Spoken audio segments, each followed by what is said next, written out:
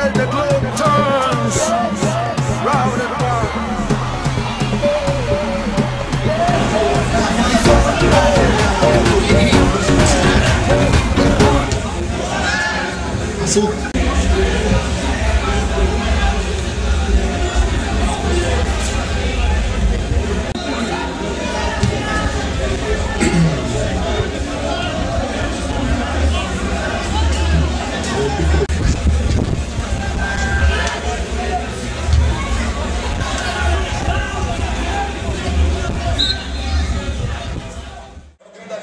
Viu ali o Sassão, foi querendo, a bola ficou, o zagueiro cortou.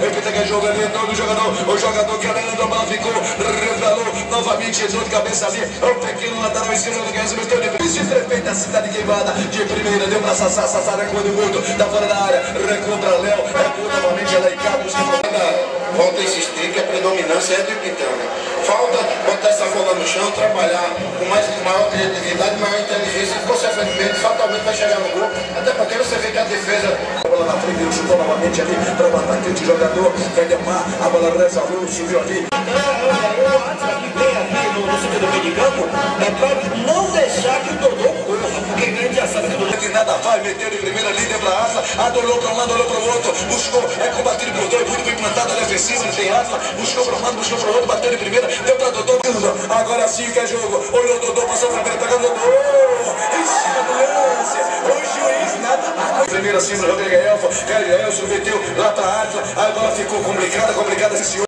Visual camiseta especializada em fabricação de camiseta da Clube Nacional. O Ipitanga quer jogar com o Dodô bateu a bola no resvalou e é...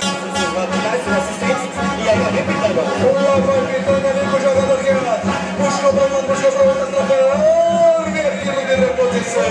Em nome da clínica Papoto, deu para seu companheiro, olhou, a bola chupeirou ali para o atacante de primeira, entrou, pode ser o segundo gol.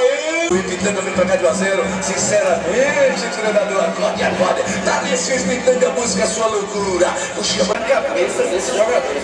Começou, 27 minutos, venceu na linha de frente. O jogador que acabou, meteu lá na frente, caiu, recupera ali, a defensiva do Atlético, é um jogador que... De uma apresentação quase generalizada da equipe do Ipitanga e pelo seu técnico, Sérgio Venoso, que realmente não disse para que veio. Subiu, a bola subiu, entrou,